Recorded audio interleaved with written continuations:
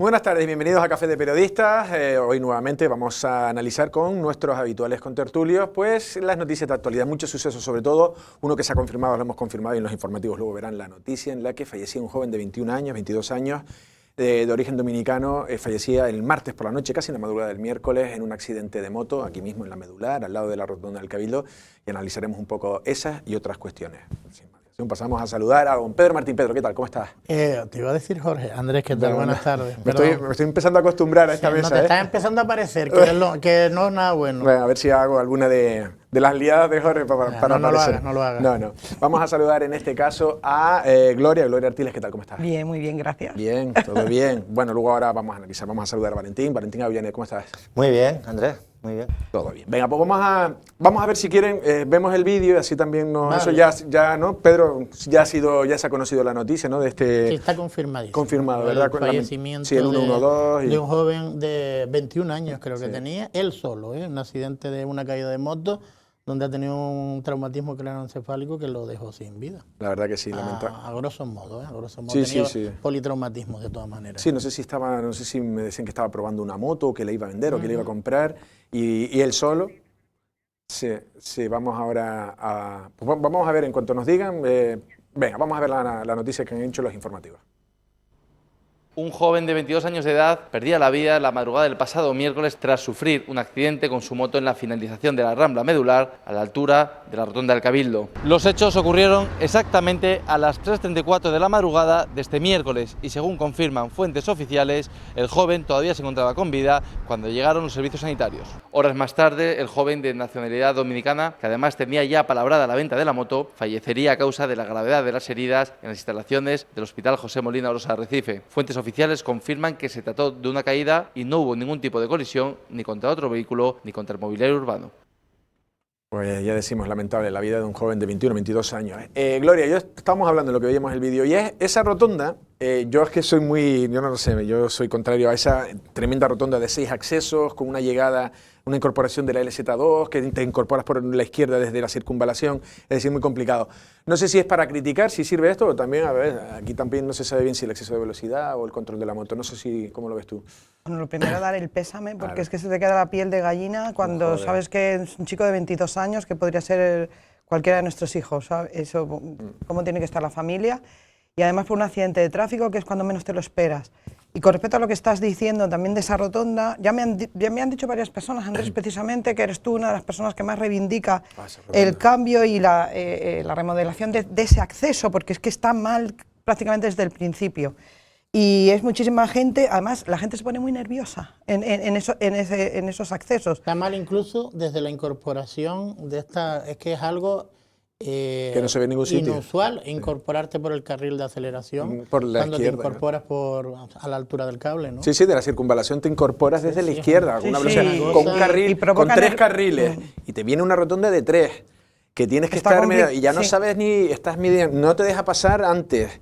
Y sobre recordemos que eso no era lo que estaba previsto. Claro que no. Ahí iba previsto, en épocas donde más o menos se tenía en cuenta la isla de Lanzarote en materia de infraestructura, una rotonda aérea que da mucho más seguridad. Claro, porque tú pasas como la de Costa Teguise, que tú pasas por debajo y sigues hacia los mármoles, y por arriba vas. Ahí lo que hay que mirar es el índice de siniestralidad, porque es así como se planifica y como se ejecuta. Es altísimo. Entonces hay que ver qué es, dónde están los puntos más débiles y cambiarlo, porque es que hay que proceder a cambiarlo. Es que es una rotonda, ya te digo, además es que es verdad que te pones nervioso porque, y además en la carretera ya de por sí te produce nervios, pues imagínate entrar ahí. De todas maneras, aunque este accidente no ha sido una caída, no hubo un choque, de todas maneras se han producido varios, ¿no? Yo creo que efectivamente está mal diseñada por eso, por lo que comentaba Pedro, por ese carril. Eso es fundamental. O sea, tú llegas y tienes que estar, vamos, o sea, es como una especie de, tienes que hacer una especie de stop, pero claro, la gente como viene ya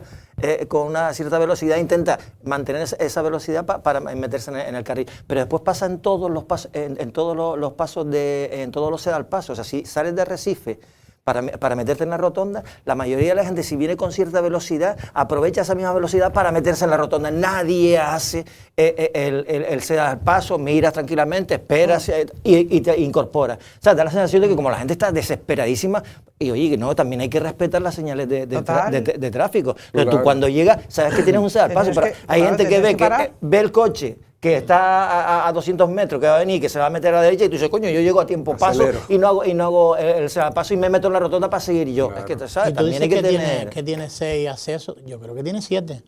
Sí, porque también creo que tiene 7, porque sale incluso de los pisos amarillos. Yo creo que efectivamente, ese también es otro peligroso. Pero yo creo que está contado, porque tienes el de la salida de Arrecife, ¿no? El de la calle José Antonio, ¿no? Que llegas allí. El que tiene luego tienes el que dices tú, el de los pisos amarillos, el de Correo. La medular de entrada, la medular de salida. 2, son 4. Bueno, también sí, el del Cabildo. El que viene del Cabildo. El del Cabildo, 6. Y la salida, 7. Pues sí, sí. No, y es una pasada. Es una cosa inusual. Y en dirección contraria, lo que dices tú, cuando tú te estás incorporando desde la circunvalación por el carril izquierdo, no te dejan pasar, tú casi tienes que llegar a la rotonda del centro para ir en el tercer carril, porque tienes aquí 2 que van a coger cada uno su carril. Con la problemática de tener que atravesarla toda, porque luego te vienen los otros por ahí.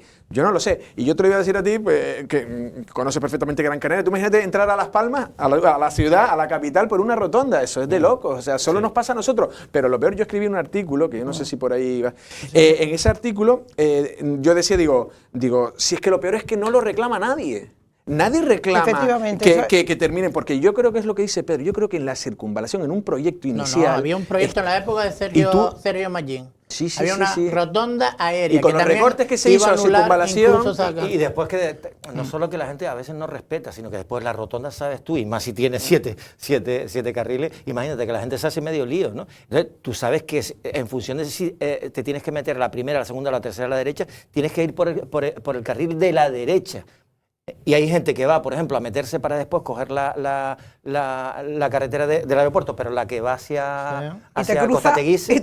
Y entonces se te cruza por la izquierda, va a toda leche para adelantarte a ti, para meterse después en la derecha. Entonces, claro, ¿sabes? La gente también tiene que tener... Se la salta todo el mundo, para un lado o para otro. Se la salta todo el mundo. No, y esa zona de salida, que vamos a hacer una noticia, cuando coges toda saliendo de Arrecife, coges toda la circunvalación, toda la rotonda, y ya coges para coger la de la LZ2, ¿vale? Ahí es un giro hacia la izquierda y luego otro a la derecha. Ahí siempre hay una valla que pierden los conductores el control. Y ahora está cambiada, la cambiaron hace unos días. Le dije a Guillermo, le digo, vamos a hacer una noticia en la que salgas tú diciendo, hay valla nueva. Y vamos a ver lo que tardan. Lo cambiaron, me lo confirmó Enrique Espinosa hace unos días, la cambiaron. Yo te digo que en menos de una semana esa valla vuelve a estar abollada, porque acaba, no es muy... Sí, yo he visto accidentes allí en esa valla, justito saliendo para se pierde el control. Carmen, a la derecha. Claro, porque entras siempre así y luego el coche hace un efecto de ir para allá. Es verdad que no son graves, pero se para el tráfico, es una salida. Y lo peor, lo que digo, nadie lo reclama, ni los que están en la oposición, sobre todo los políticos, los que tengan que decir, oye, vamos a ver ese proyecto, ¿qué decía? Y es que nos conformamos con cualquier cosa. Hicimos una vez una noticia, y ¿sabes lo que decía? Perdona, Pedro, y termino. Que decía la gente en los comentarios, es que la gente va muy rápido. Y digo, si es que nos conformamos con poco. Yo no es por nada, pero si incluso cuando uno pone las letras de bienvenido a Arrecife ahí, o bienvenido no, sino a Arrecife, es porque mucha intención de pedir cambios no tienen. Seguro. Porque acaban de poner las letras de Arrecife, esas que estaban, donde está la escultura ahora de César mirando al castillo de San Gabriel. Pues esas letras están ahora ahí justamente, así que intención de cambiar algo que es peligrosísimo, probablemente un punto negro, no hay, así que deberían pensárselo. Independientemente de eso, no sé si a ustedes les ocurre, realmente yo encuentro que en la carretera primero hay un poquito más de violencia y de agresividad, lo noto, no sé si es porque hay tanta presión. En la sociedad en general. En la sociedad en general. Y la carretera, desde luego, es efectivamente donde está más tal, porque todos insultamos en la carretera. Bueno, no sé ustedes, pero por lo menos para nosotros, ¿no? Y de verdad que también lo que encuentro es que no hay manera de que se pongan los intermitentes, porque como ellos ya saben dónde van, pues evidentemente tú también lo tienes que saber. No, hombre, por favor, es que un intermitente y más en una rotonda es fundamental. O sea, a mí me indica muchísimo que no estamos solos en la carretera, que tú puedes saber dónde quieres ir, pero los demás también tenemos que saberlo. Siempre que sí. Y creo que hay una campaña, no sé si la han visto ya, la campaña de la nueva Dirección General de Tráfico, que es impactante como habitual. Lo siguiente. Es bastante impactante. Está la persona que produce el accidente y que sobrevive, y la persona fallecida, y los dos están ahí. Y el mensaje es que día a día vas a revivir, la persona que muere se muere, pero la persona que vive Hombre, por va a favor. revivir la muerte día a día.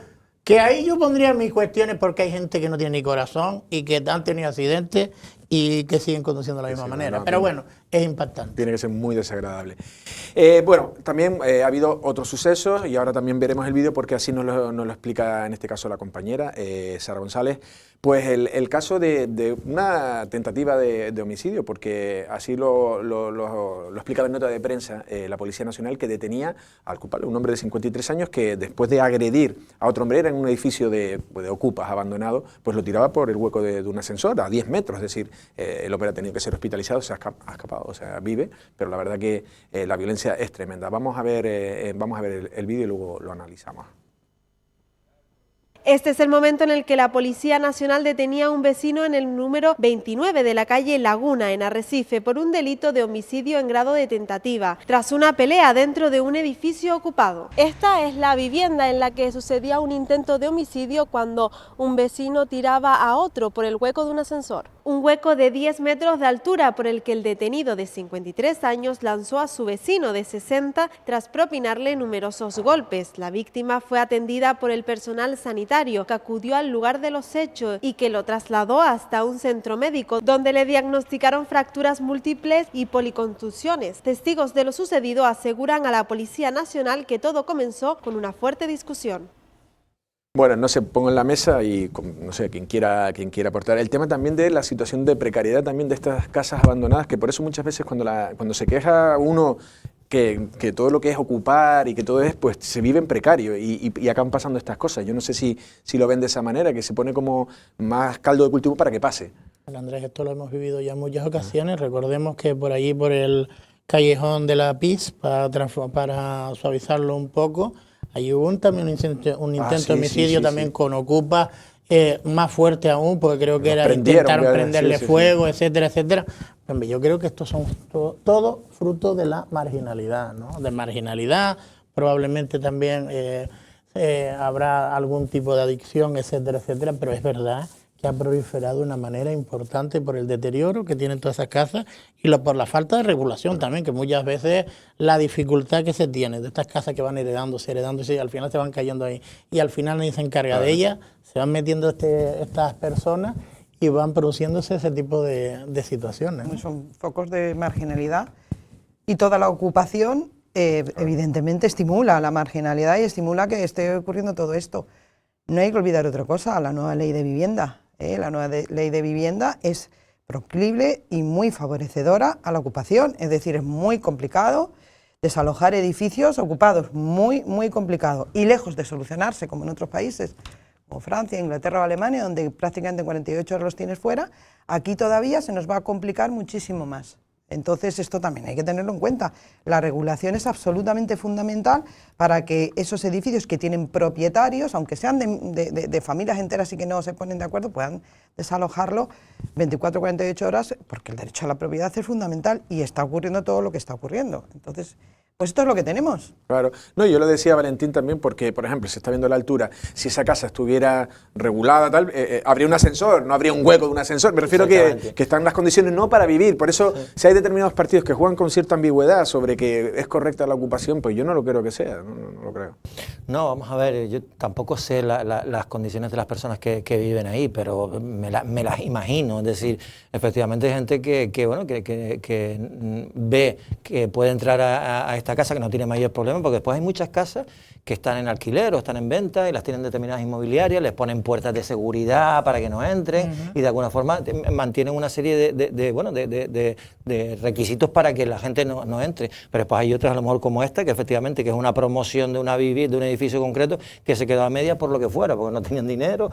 Y la gente del 2009. Sí, y la gente que no tiene dónde ir, pues aprovecha estas circunstancias y seguro, me imagino también, que la pelea probablemente o tenga que ver con temas relacionados también con la marginalidad, como lo decía Pedro, temas de droga, o simplemente por la lucha por el espacio concreto para ver quién se queda en la casa o en la habitación, porque después, entonces, claro, y lo que decía Gloria, es decir, lo de la ley de vivienda y también y lo que han prometido los partidos, que es muy importante y que deben cumplir. Es decir, hay que regular las casas que están vacías. Es decir, de alguna forma hay que legislar y normalizar todo esto para que los propietarios de esas casas las pongan de alguna forma o en alquiler o en vivienda. Yo creo que también eso sería... Claro. Incentivarlo. Incentivarlo, es decir, ayudarles además. Es decir, y creo que, bueno, a través de Visocan algo se ha hecho aquí en Canarias, pero de una forma muy tímida. Pero si tú a un propietario, que todavía o son varios propietarios, les ayuda, los pones de acuerdo, normalizas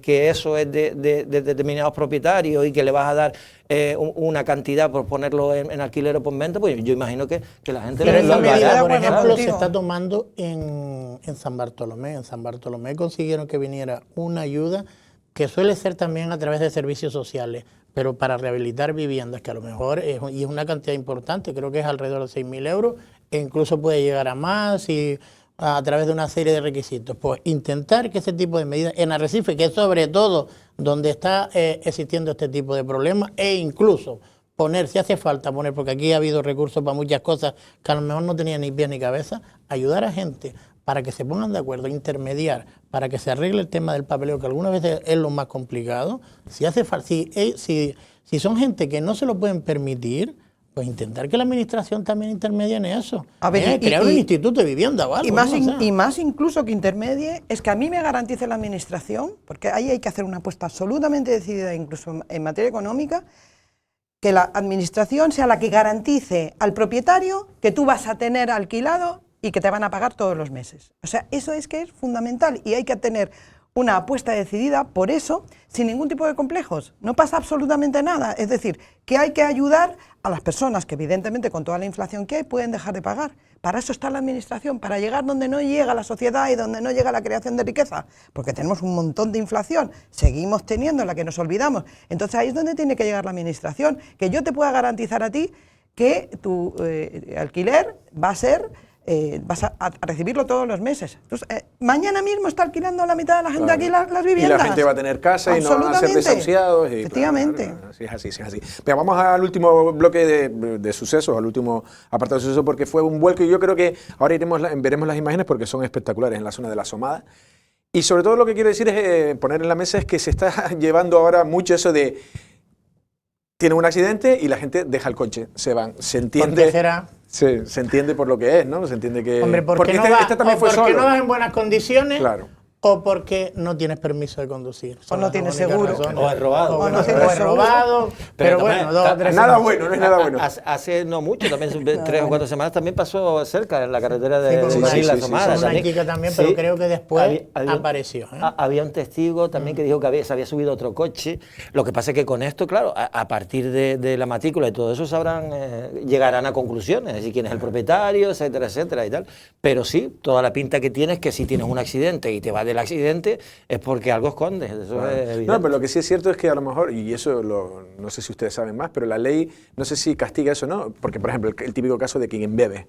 Claro, tú quieres ganar tiempo para que luego te hagan un test o lo que sea y des negativo, pero en este caso no sé si se penalizaría eso, que gustaban. Hombre, los efectos del alcohol duran más de 24 horas y los efectos de la droga creo que duran durante semanas, así que... Sí, pero es difícil Después habrá que identificarlo, Claro. pero es que si no identificas a la persona que ha tenido el accidente, le va a caer al propietario del vehículo y al fin y al cabo las consecuencias las va a pagar alguien.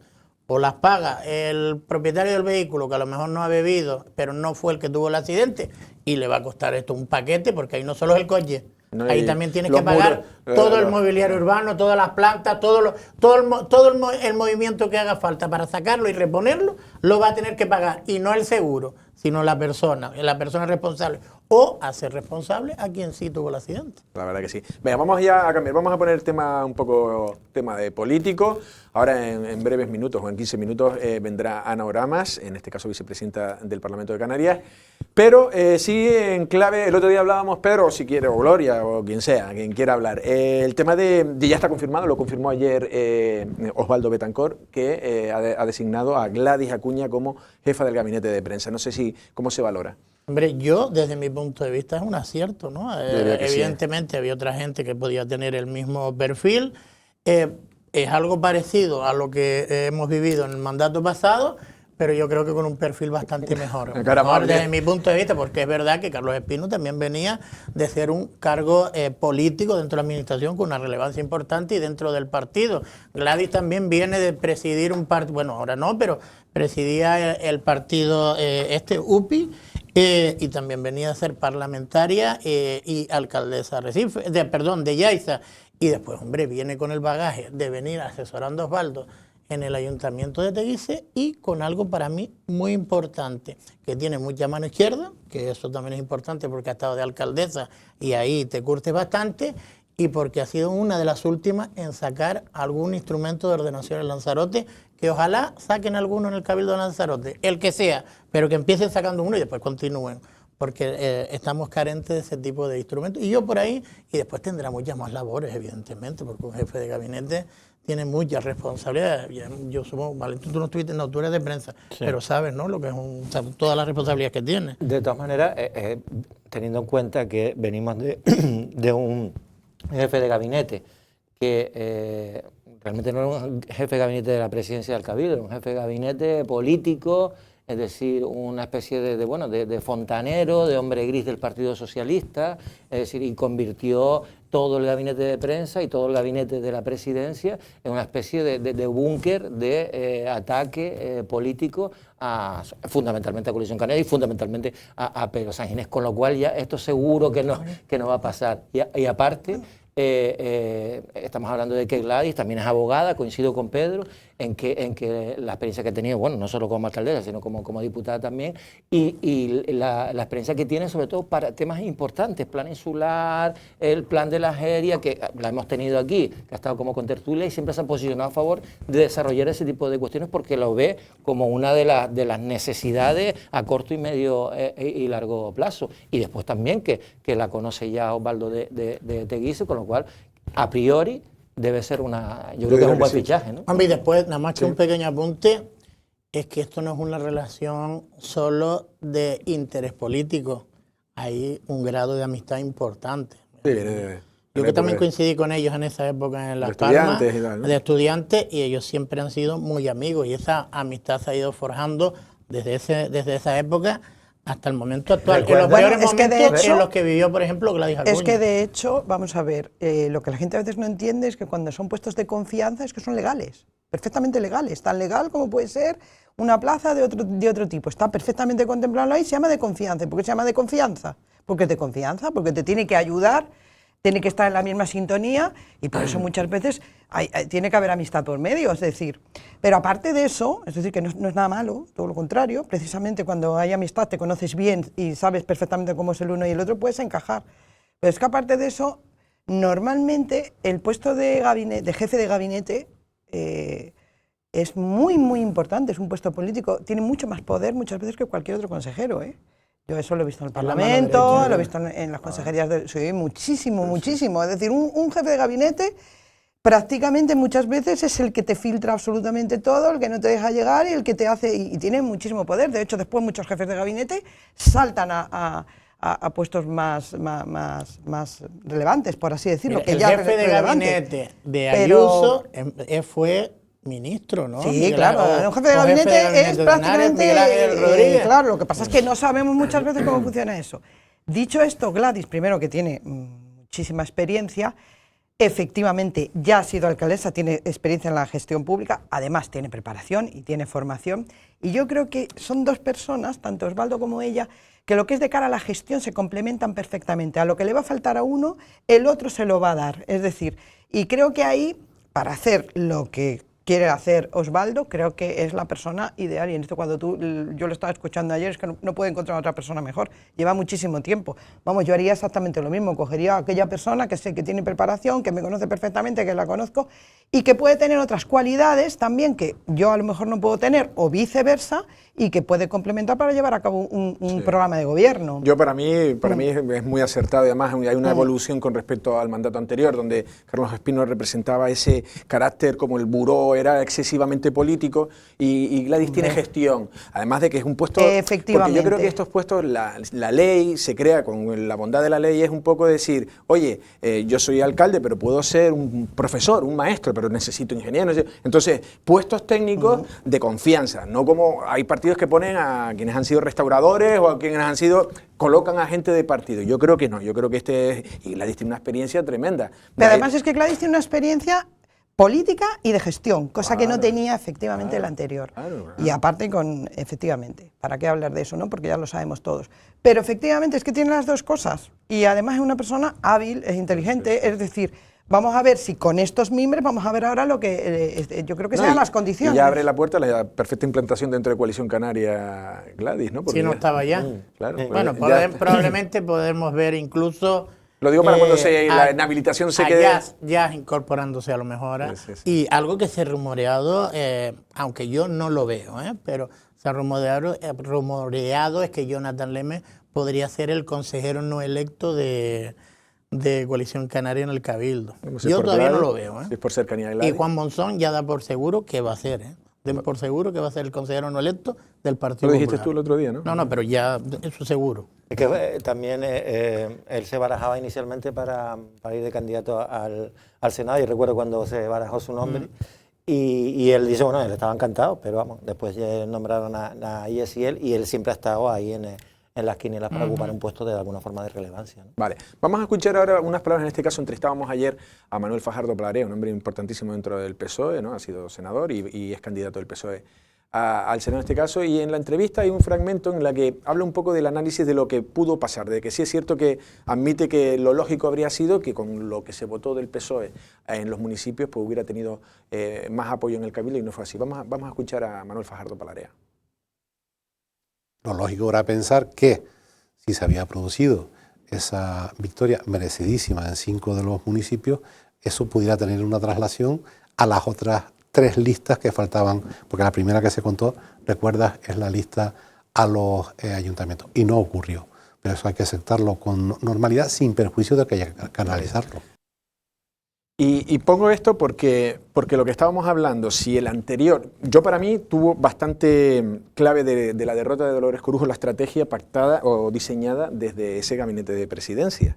Es decir, porque off the record mucha gente está diciendo que el Partido Socialista ahora tiene que analizarlo, y mucha gente se pondrá el nombre de Carlos Espino de si debe seguir él diseñando la táctica.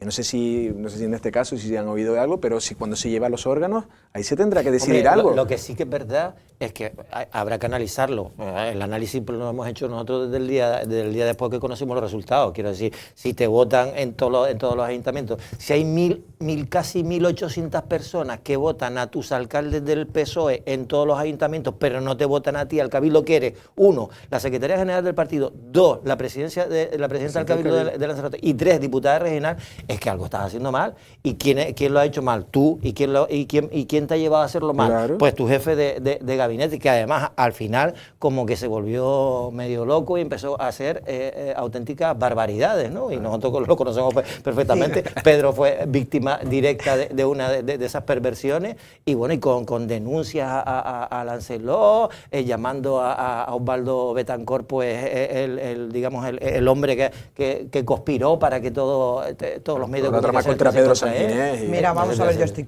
absolutamente convencida que dentro del Partido Socialista los tambores de guerra están empezando a sonar, los pero varones me imagino que no es el momento. Y además las palabras de Manolo Fajardo dicen más por lo que no dijo que por lo que dijo. Porque es muy diferente lo que han dicho otros candidatos del Partido Socialista, como pudo ser Benjamín Perdomo, que hizo una defensa a ultranza de cómo el PSOE había ganado absolutamente todos los municipios y no se bajaba del burro intentando convencerle aquí a todos mis compañeros para que por fin reconociera algo.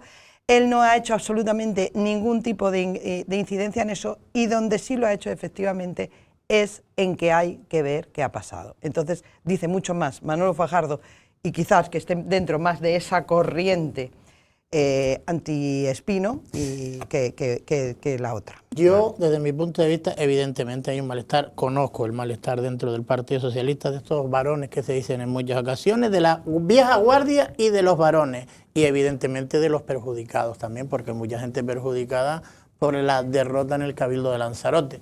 Pero claro, todo está parado hasta el 23 de julio. El 23 de julio probablemente, si hay, parece, según las encuestas, un varapalo gordo del Partido Socialista, si el sanchismo cae, caerá todo como piezas de ajedrez y evidentemente lo que representa, a pesar de no haber sido de Pedro Sánchez, se incorporaron rápidamente al sanchismo, digo Dolores Corujo y Carlos Espino y todo lo que ellos representan, y probablemente ellos también cambiarán. Y supongo yo que el relevo normal pues serán los grandes triunfadores de las últimas elecciones, incorporando a lo mejor a Manuel Fajardo, depende del resultado que tenga electoralmente en los próximos comicios, y algún elemento nuevo dentro del Partido Socialista. Vale, nos quedan 5 minutos para que entre Anagrama, ya me han dicho que está por aquí, por los estudios de Lancelot Televisión. Lo que sí me gustaría escuchar es, tenemos unas declaraciones de Midalia Machín, porque también está todo en el aire sobre si va a ser la lanzaroteña o el lanzaroteño que ellos confirman que va a estar en el gobierno de Canarias. Escuchamos a Midalia y analizamos.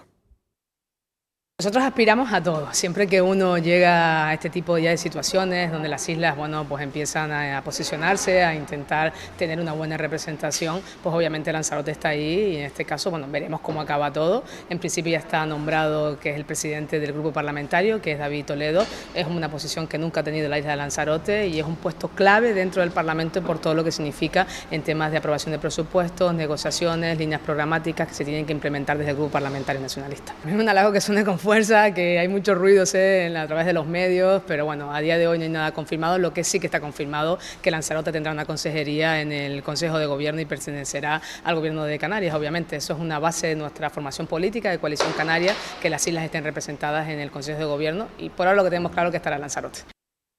Bueno, esa última pregunta se le preguntaba sobre las posibilidades de que fuera consejera de Cultura o consejera en el Gobierno de Canarias. Valentín, aquí puede haber un efecto cascada, ¿no? Si Midalia entra, pues claro, deja de ser parlamentaria, correría la lista, no sé si Pedro Sanginés va al Senado, correría la lista, es todo. Sí, es que es una carambola que va a provocar, porque lo de Midalia, vamos, yo creo que está absolutamente cerrado.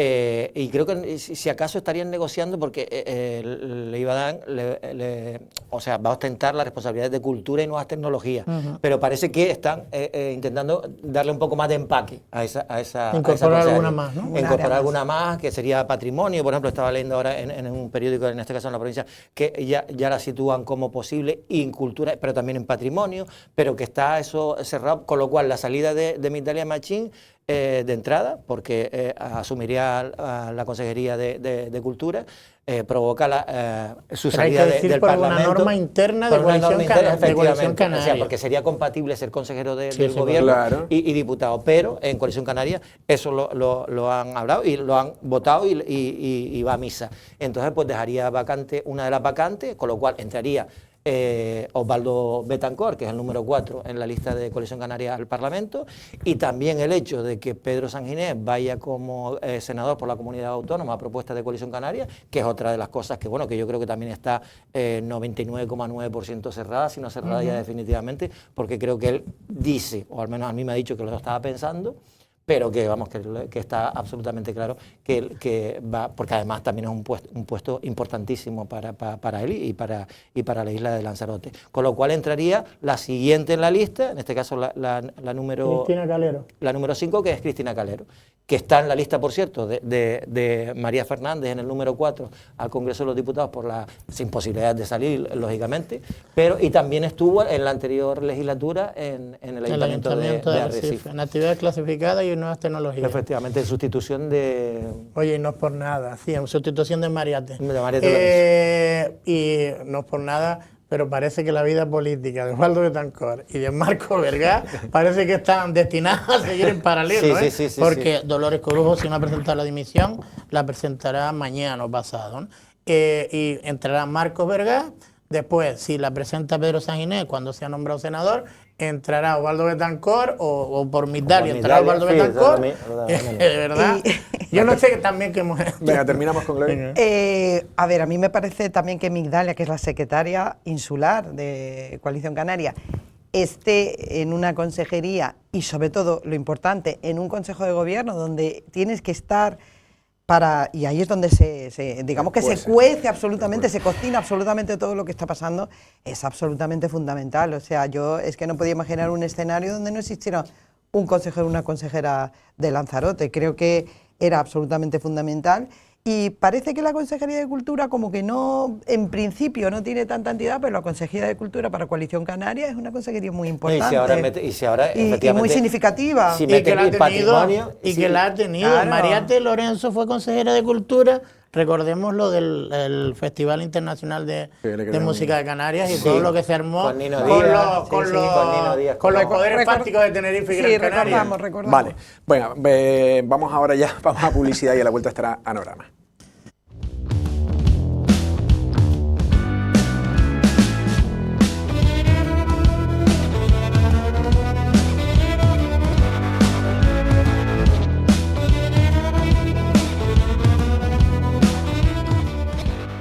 Bueno, tenemos a Ana Oramas. Ana, ¿qué tal? ¿Cómo estás? Feliz, porque además quiero contarle a todo el mundo que ayer en La Laguna hizo 40 grados, que esta mañana a las 7 de la mañana que cogí el avión, a las 6:30 hacía 30 grados, y que cuando bajé en el aeropuerto de Lanzarote me corrió la brisita que estaba corriendo aquí, y dije, pero qué maravilla, que normalmente es lo contrario, cuando uno llega a La Laguna dice, ay, el frío de La Laguna, ¿no?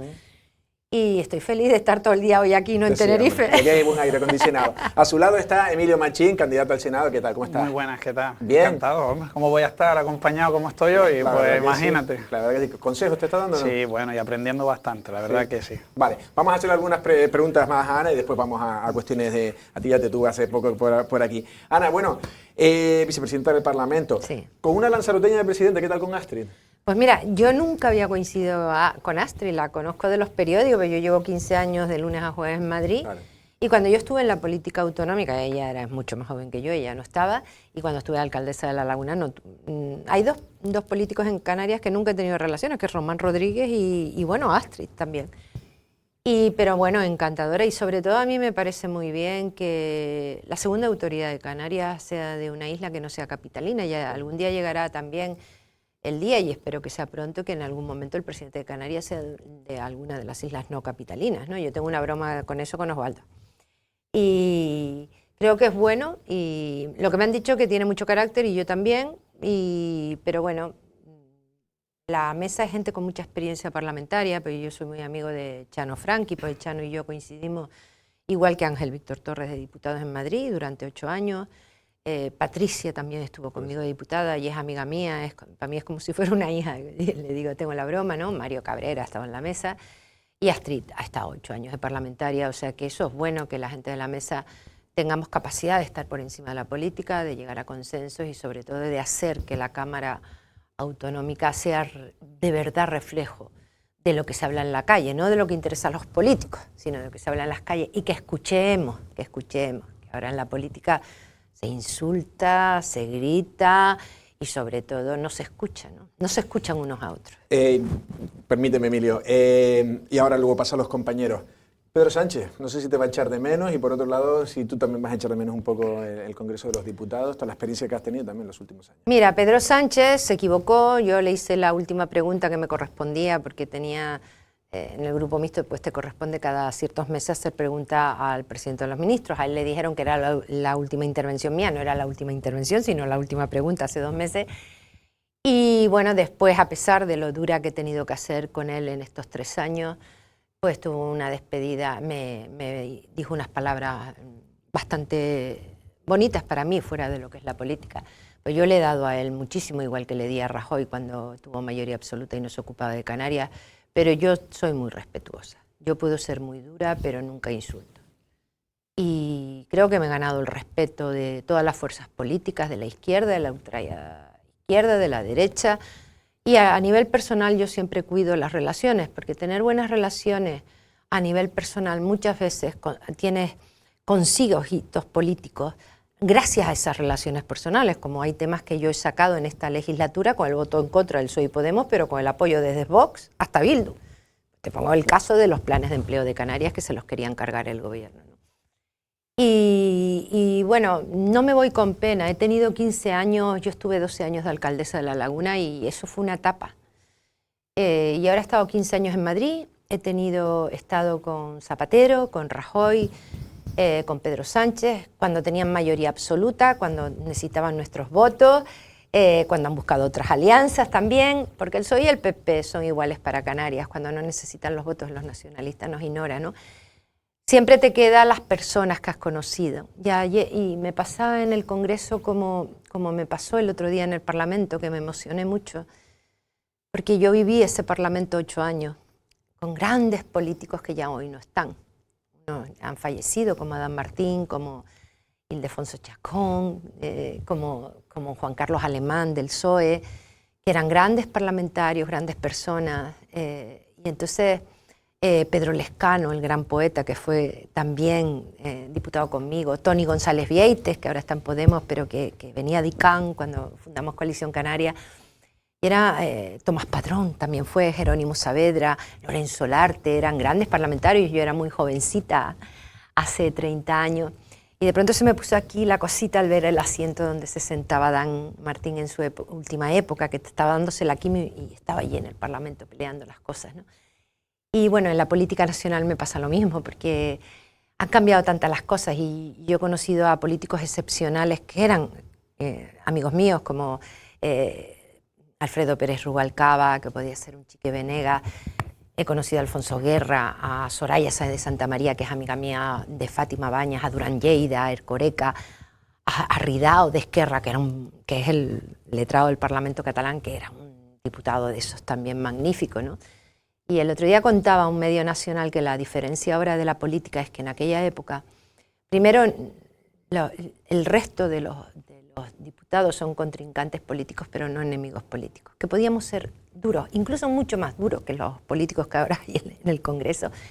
No insultábamos, pero después nos escuchábamos. E intentábamos siempre llegar a acuerdos.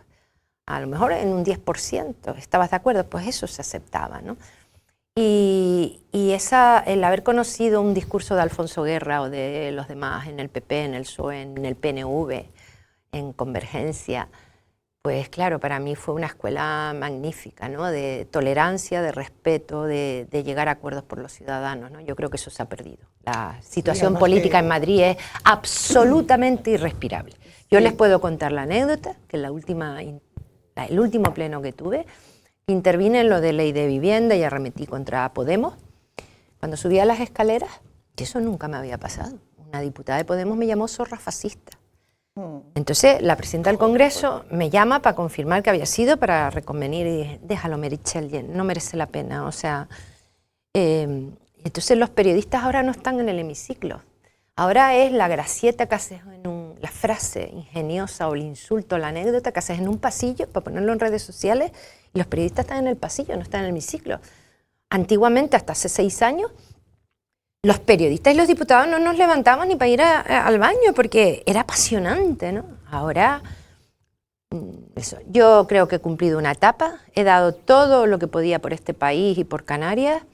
Me voy muy orgullosa, pero hay que pasar página. Ahora me necesita Canarias, me necesita mi fuerza política aquí, estoy muy feliz. Y además también se une en una época que quiero priorizar algunos temas familiares, que también es importante después de 30 años tener aparcados temas familiares. Casa, ¿no? Compañero.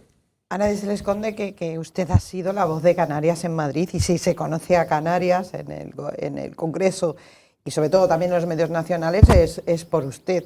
Yo coincido totalmente con usted en esa involución ética y creo que de capacidad, esa capacidad de oratoria al Parlamento, ¿no? Que es donde se va a hablar, y eso se ha perdido.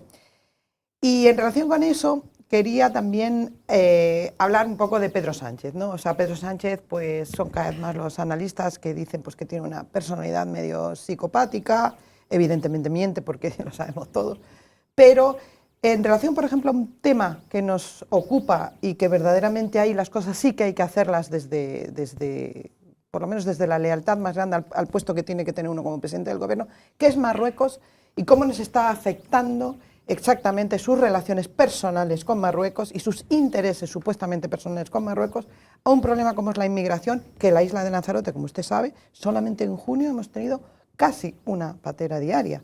Es decir, soportamos una gran presión. ¿Qué es lo que está pasando, Ana? Usted que ha estado ahí, ¿por qué no se está llegando a acuerdos con Marruecos y por qué no tenemos un vecino, por así decirlo, que nos esté facilitando todo el aspecto de la presión migratoria? Mira, lo primero de nada, yo conocí a Pedro Sánchez hace 15 años cuando no era nadie, porque iba de suplente de Pedro Cerolo en una tertulia que había por la noche en Radio Nacional, a nivel nacional. Y cuando él llegó al Congreso, al correr la lista de Madrid, no lo conocían ni sus compañeros socialistas, yo lo conocía. Y el Pedro Sánchez que yo conocí no tiene nada que ver con el actual. El actual es un soberbio absoluto y sobre todo un egocéntrico que no se dan cuenta que el Partido Socialista ha desaparecido en Grecia, en Francia, en Italia, y que yo, ni siquiera España, ni siquiera el partido. La diferencia de nosotros es que antes de mí estuvo José Carlos Mauricio, que fue un gran diputado, Paulino Rivero, que fue un gran diputado. ¿Me entiendes? O sea, que ahora vendrá gente, nosotros no tenemos proyectos, ninguno somos insustituibles. Y ninguno somos necesarios. Y en el tema de Marruecos te voy a decir lo siguiente, y lo voy a decir desde Lanzarote. Esto no ha sido una política, no hay un acuerdo con Marruecos. No es que no haya un acuerdo, es que hay un acuerdo secreto. No es un acuerdo del gobierno de España, porque ni siquiera la mitad del gobierno de Podemos ni fue acuerdo del Consejo de Ministros. Se ha ocultado el acuerdo que ha llegado con Marruecos y lo que ha pactado con Marruecos a sus socios de gobierno, los que se sientan en el Consejo de Ministros, o sea que no es un acuerdo de gobierno. Ha comparecido en el Congreso a petición de todos y hemos votado en contra desde Bildu hasta Vox, el PP, Podemos. Se quedó solo el Partido Socialista. Tercera cosa, no es que haya un acuerdo. La duda que hay es que si hay un chantaje. Porque lo que queda claro, y te lo digo que se ha hablado en el Congreso de los Diputados, es la famosa intervención de los teléfonos del presidente del gobierno, del ministro de Asuntos Exteriores, del ministro de Interior y del ministro de la Defensa, por aquel sistema que se llama Pegasus. Todas las cosas indican igual que a determinados presidentes, como fue el presidente francés, que fue Marruecos, porque aquí había dos posibilidades, o Marruecos o Israel. Y lo que se sospecha es que el teléfono y las comunicaciones de medio gobierno de parte socialista fueron intervenidas por el gobierno de Marruecos. Segundo, los españoles nos enteramos que hay un acuerdo secreto con Marruecos, que no conocemos todavía los términos, a través de una carta que filtra el gobierno de Marruecos. Entonces, el Congreso de los Diputados insta al presidente a comparecer para que explique que ha llegado al acuerdo con Marruecos. Comparece y no lo hace. A raíz de eso hay una proposición no de ley de todos los grupos parlamentarios menos el Partido Socialista, que ganamos, porque claro, se quedó el PSOE solo, y a uno lo que le sorprende es el día 17 se vence el acuerdo pesquero con Marruecos, hoy he estado reunido con gente del sector aquí en Lanzarote, no sabemos qué va a pasar con eso. De pronto, hace un mes, hablando de que se le iba a ceder el control aéreo de Canarias y tal, y toda de la zona a Marruecos. Pero estamos locos, eso afecta hasta la seguridad. No solo eso, sino que en el tema de inmigración, todos sabemos cómo funciona el tema de Marruecos, en el momento que se aprieta el Mediterráneo se viene para abajo. Y después ya lo último, en lo que ha pasado hace 15 días, mientras un mini submarino iba a ver en plan novelero las ruinas del Titanic con 4 millonetis, que yo lo siento por ellos, en aguas nuestras, más de 30 y pico personas, entre ellos mujeres, bebés y niños, están a la deriva. Se comunica con los servicios de salvamento de nuestro país y se da instrucciones de derivarlos y que se ocupe Marruecos. Y esa hora en que el gobierno de Marruecos tardó en reaccionar, murieron seres humanos que se podía haber evitado, mientras 8 países europeos, americanos, canadienses van a rescatar un mini submarino y es noticia. ¿Y por qué no es noticia en televisión española lo que pasó aquí? ¿Qué es lo que está pasando en esta época? Yo viví la anterior crisis de las pateras en la época de Zapatero y se puso a la vicepresidenta del gobierno, María Teresa Fernández de la Vega, estaba Dan Martín de presidente del gobierno, yo de alcaldesa de La Laguna, con un centro con 5.000 personas en las raíces, que cabían 500, y estaba José Segura, delegado del gobierno, y un capitán general. Y María Teresa coordinaba al ministro Moratinos en aquella época, que estaba todo el día, Mauritania, Senegal, Marruecos, llegando a acuerdos. Se llegaron a comprar los motores de los cayucos y de las pateras en determinado momento. Y se llegaron a acuerdos con los países limítrofes. Y sobre todo, los servicios de información de la Guardia Civil sabían cuándo se cerraba por arriba y cómo eran los flujos y hacia dónde iban y por dónde iban a salir. Y esos servicios de información de la Guardia Civil informaban al Ministerio de Defensa, al Ministerio de Inmigración, Ministerio de Interior, todos. Y ahora el problema que tenemos es que el delegado del gobierno no pinta nada y se calla. El ministro de Inmigración, el señor Escrivá, no se habla con el ministro del Interior, torpedeándose unos a otros. Los servicios de información de la Guardia Civil no dan información ni al gobierno de Canarias, como se hacía en aquella época con Adam Martín, ni al Ministerio de Inmigración para tener los dispositivos preparados. La ministra de Fomento, de la que depende Salvamento Marítimo, porque hay que decirlo aquí, la ministra de Transportes y Fomento, Salvamar, depende del Ministerio de Fomento. No tiene tampoco relaciones con el ministro de Inmigración ni el ministro del Interior. Cada uno se quita todo. Y esto exige una coordinación absoluta entre ministerios, que lo dirija la vicepresidenta del gobierno, como se hizo hace 15 años. Y tercero, con una comunicación con los servicios canarios y con un tema de solidaridad en el tema del acogimiento de menores inmigrantes. A mí me gustaría, Ana, porque claro...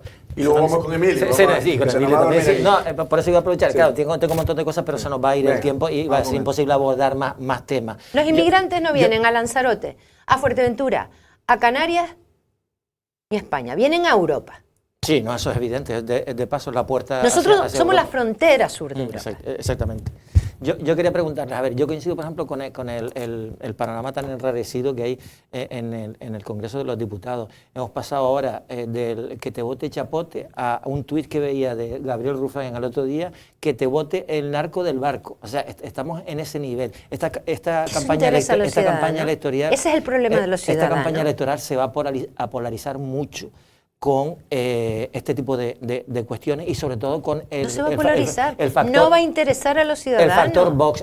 Mi pregunta es, ¿qué posibilidades hay de que Coalición Canaria realmente tenga los votos necesarios para influir? Porque si no, lo has dicho tú, si no Coalición Canaria no es necesaria para el gobierno que sea, no nos tienen en cuenta. Y lo importante es que seamos estamos necesarios. toda la semana.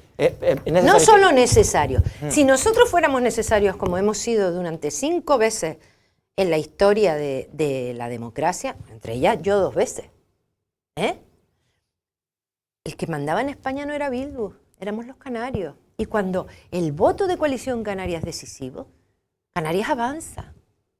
Con gobiernos del PSOE y con gobiernos del PP. ¿Y qué posibilidades hay ahora? Y te voy a explicar qué posibilidades hay. Sí, porque ahora ya no está el acuerdo con Nueva Canarias, pero hay un acuerdo interesante en Gran Canaria con Unidos por Gran Canaria y un montón de partidos que eso puede tapar el hueco de voto. Si se repitiera, que no se va a repetir, pero te voy a ser realista, porque hay gente que engaña y todas estas cosas. Si se repitiera literal que la gente y los canarios, que hace 1 mes y medio votaron a Coalición Canaria, nosotros sacábamos 2 diputados en la provincia de Santa Cruz de Tenerife, 2 diputados en la provincia de Las Palmas de Gran Canaria y 6 senadores. Con los autonómicos. Los de hace un mes. Los de hace un mes. Ponle tú... Si se trasladaran directamente. Sí. Directamente. Ponle tú que perdamos un 30, un 40%. Hay gente que se va a la playa o que dice, que yo voy a votar a Feijóo y a Sánchez. Sí, pues si encuentras la papeleta de Feijóo Sánchez, cuando vayas a votar, vótala. Que no la vas a encontrar. Aquí no elegimos a Feijóo a Sánchez. Aquí elegimos a los 15 diputados y senadores que nos van a representar los próximos 4 años. Si eso es así, nosotros en este momento, con el resultado en La Palma, donde La Palma está hasta los mismísimos del Partido Socialista y del Partido Popular, que han gobernado y se han tapado las vergüenzas en la isla de La Palma. Nosotros hemos arrasado en la isla de La Palma.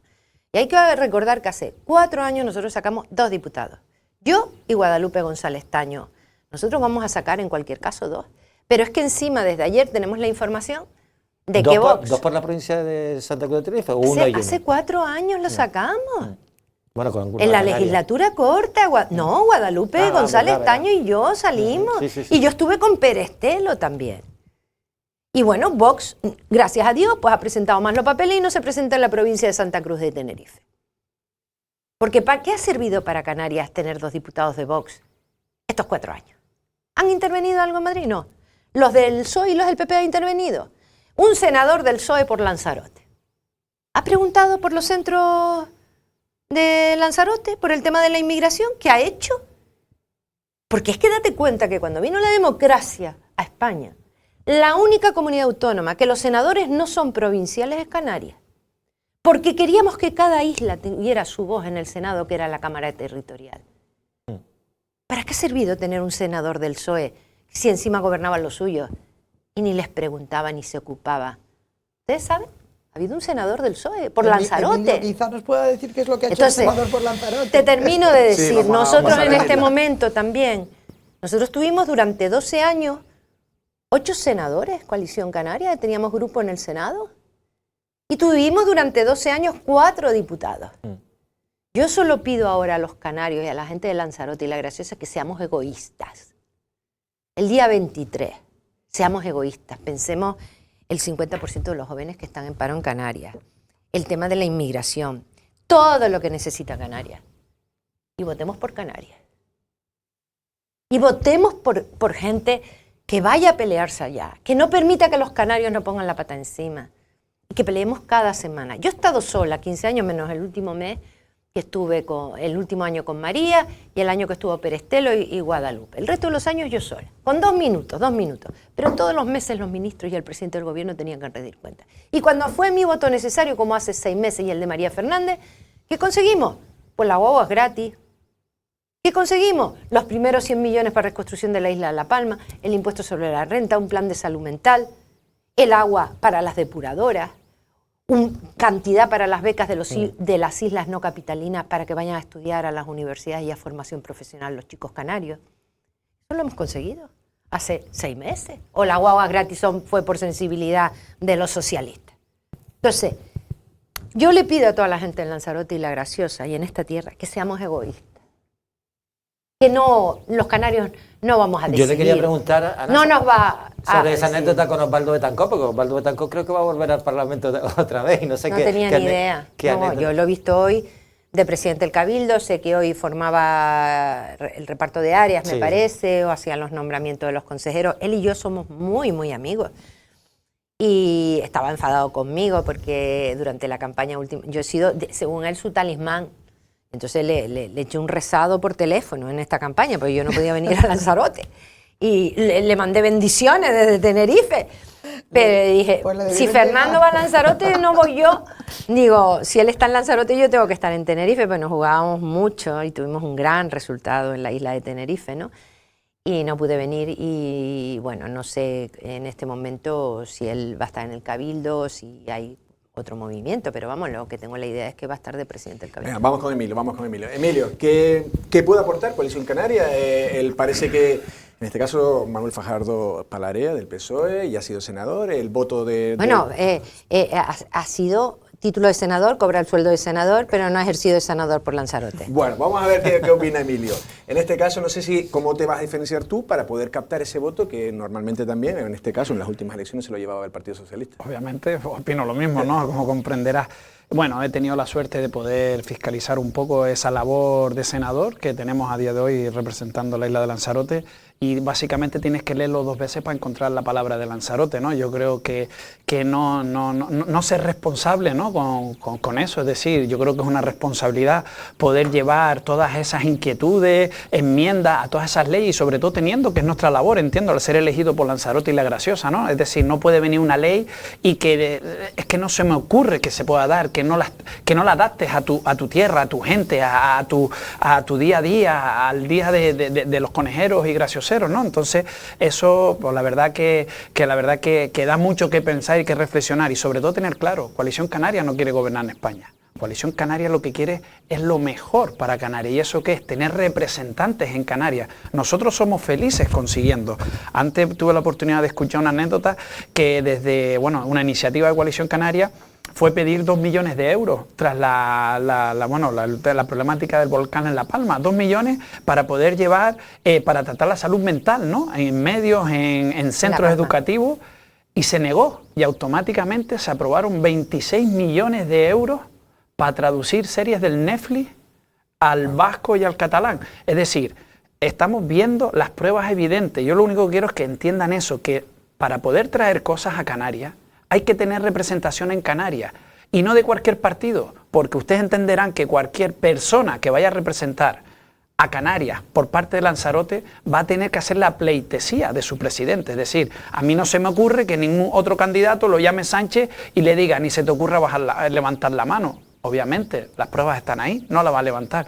Entonces yo creo que invito a esa reflexión e invito a que tengan claro que el senador, por mi parte, vamos a ser valientes, no vamos a ser obedientes.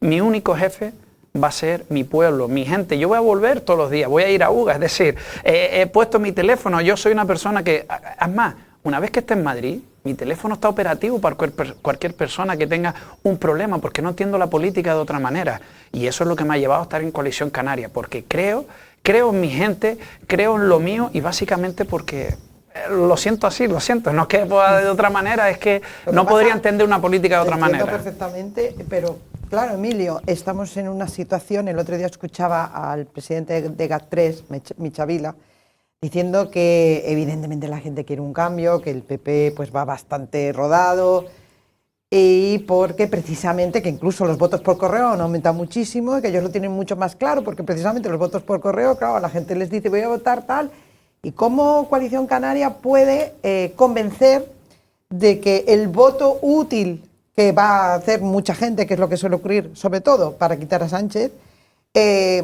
¿cómo puede convencer que te voten a ti en vez de pues mira, la gran diferencia es que, por ejemplo, en Baleares se han beneficiado de todo lo que hemos conseguido para Canarias.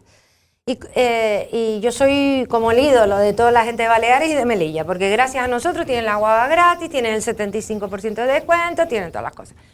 Y siempre dicen, ojalá tuviéramos unos diputados como los de Coalición Canaria.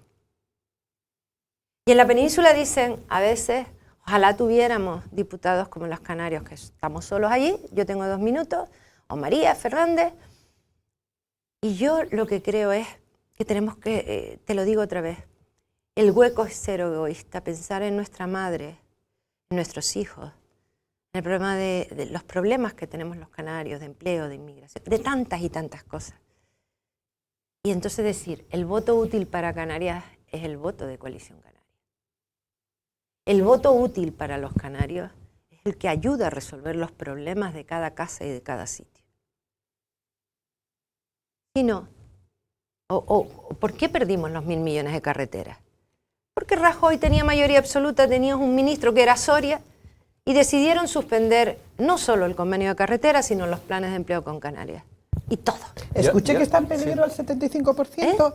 Escuché que está en peligro el 75%. Cada vez que viene un nuevo ministro y cada vez que hay un nuevo gobierno, tienes que empezar de cero a contarles lo que es Canarias. Y ellos se creen, cuando ven el dinero, dice 300 millones, uy, ¿cuánto dinero para Canarias? ¿De qué se quejan los canarios? Me llegó a decir Ábalos cuando era ministro de Defensa. Y se creen que lo pueden quitar. Pero ahora no lo pueden quitar, porque está en el régimen económico y fiscal de Canarias. Porque si no, cada vez que hay un cambio de gobierno, no los quitaría. Pero es que además pasa igual con el Estatuto de Canarias. Oí unas declaraciones de precisamente Cristina Valido, que encabeza la lista por la provincia de Santa Cruz de Tenerife, con el tema de, que es el eterno tema, porque no se consigue, yo creo que desde Paulino, lo empezó Paulino Rivera, pero no se consigue, que es la congestión de los aeropuertos. Es decir, que Canarias es, exactamente, y está en el estatuto, pero no han hecho absolutamente nada. Y claro, bueno, tú piensas. Última respuesta. Lanzarote, un tema que le afecta a Lanzarote, que es la gestión de costa. Nosotros nos peleamos para que en el estatuto sea competencia de la comunidad autónoma la gestión de costas. ¿Y sabes lo que le han dado al gobierno de Canarias? A este gobierno de Ángel Víctor Torres y de socialistas, que se bajan los pantalones continuamente, han dado la gestión de las hamacas, de las sombrillas, de esas cosas, no lo que es la gestión de costas, realmente. ¿Qué es lo que tenemos que tener competencia los canarios? Si es que nuestro estatuto es el único estatuto que tiene un plano, porque las aguas interiores son de gestión nuestra, y ni siquiera eso lo hacen en el tema de vertidos, de esos barcos petroleros que hay. Y bueno, ahora vemos con terror una posible negociación con Marruecos de la mediana y de las aguas territoriales, no de Marruecos, sino también del Sáhara. Entonces, ojo, tenemos que estar allí los canarios. Los canarios no vamos a gobernar España. Los canarios no, con nuestro voto, no vamos a decidir quién gobierna España. El día de la investidura dura 1 hora. El problema es los 4 años siguientes, cada semana, en cada proyecto de ley. En esos presupuestos del Estado. Mira, termino ya. Sí, termino. Cada vez que empieza una legislatura, todos aquellos diputados y todos ministros y secretarios de Estado conocen Canarias porque vienen de vacaciones a un hotel de 5 estrellas. ¡Oh! ¿Qué tierra tienen? ¡Qué bonito! Timanfaya, lo otro. Y se creen que todos los canarios estamos en hoteles de 5 estrellas y comiendo plátano. Y yo empiezo siempre diciendo, ¿ustedes saben que la distancia entre Fuerteventura y El Hierro es la misma que entre Madrid y Barcelona? Y que Canarias no está encima de Melilla. Y todos dicen, oh. No. Hoy tuvimos que oír en una radio una experta que el Ministerio le ha encargado un tema de movilidad, diciendo que los vuelos interinsulares había que eliminarlos e ir en barco. Esa señora no tiene ni idea que en Canarias para ir al médico, para ir a trabajar, tenemos que coger en muchos casos los aviones, que los aviones son nuestras guaguas o sus aves o sus trenes de cercanía. Y que tiene la obligación del Estado, porque es derecho de los canarios, que tengamos movilidad. ¿Se atreve a decir eso? Tía, coge tú una bici y vete a Barcelona o a Madrid en bici desde Zaragoza. Era una catedrática. Que el Ministerio le había encargado un tema para el cambio climático y tal. Pues chicos, pues supriman todos los trenes en la península y los aviones. Pero en Canarias no, somos distintos. Bueno, Ana, vamos a terminar porque nos hemos ido de tiempo. Emilio, contigo ya volveremos a quedar. Venir con Ana, sabes lo que hay, obviamente. O sea, pero bueno, es muy gratificante por mi parte. ¿Vale? Podremos estar y además este es el nuevo partido. Juventud. Fernando Clavijo, Osvaldo Betancourt, Migdalia Machín, Emilio. Hay que dejar paso. Nosotros no tenemos proyectos personales, ni el líder carismático, insustituible. Ninguno somos imprescindibles y esta es la nueva generación que tiene que trabajar por Canarias. Bueno, pues estaremos pendientes. Ana, ahora más ha sido un verdadero placer. Emilio Mochín, muchas gracias. Gloria y Valentín. Muy bien, gracias. hasta mañana. Y a todos ustedes, muchas gracias por atendernos. Hasta mañana.